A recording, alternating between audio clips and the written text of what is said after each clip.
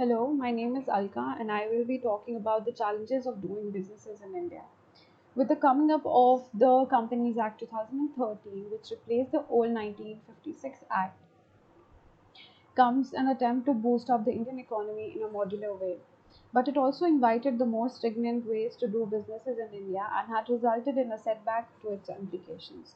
Due to various loopholes in 2013 Act, the government issued a number of amendments, circulars, and notifications, making compliance more and more complex. Due to such complexities in the compliance procedures, it has disheartened the incorporation of the new companies. It's quite apparent that it's not a lot more difficult to start a new business in India than it is to remain engaged in doing an existing one. The companies, whether private or public, have to follow a number of statutory requirements, including certain filing requirements, maintenance of registers, disclosure requirements, along with rigorous penal provisions, which include hefty fines and imprisonment, which may extend to 7 years. So the first problem is different law structures of states. The government framework in India is imposing hurdles in the way of effective businesses due to different law structures in different states. This unique framework is the challenge that most of the multinational companies face in India and is badly intertwined between the central and state structures. It is not uncommon in India that even the neighboring states have vastly different legislation over the same product. Hurdles in international trade. Now, coming to the law regulations, the import and export in India, it is often a time seen that the importers and investors face a non-transparent and unpredictable regulatory and tariff regimes. The government had made many attempts to improve the international trade, but nothing much fruitful is gained by the regulations.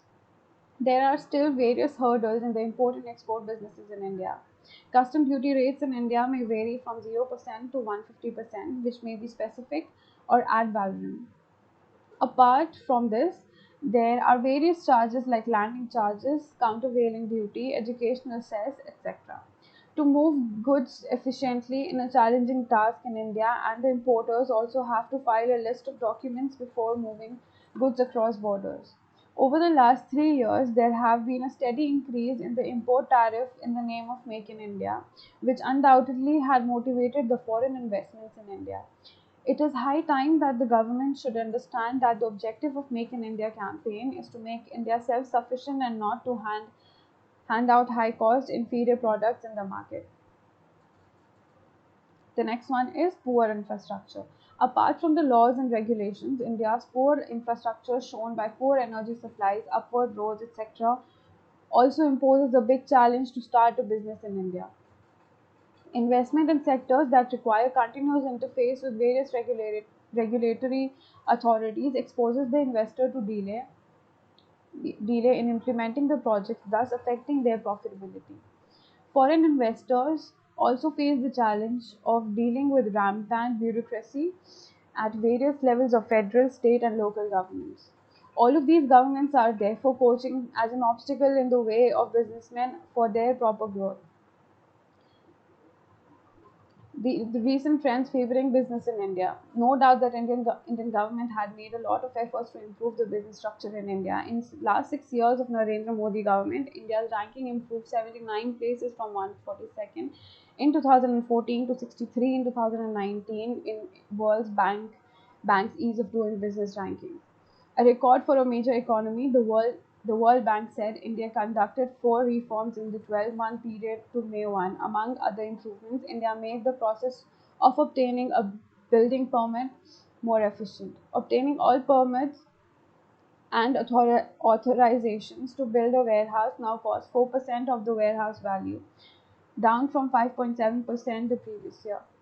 In addition, authorities enhance building qualities control in Delhi by strengthening professional certification requirements.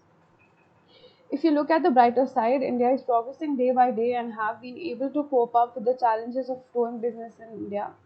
But we all know there is a long way ahead, and being a major economy, India is still not in the top 50 countries of ease of doing business ranking.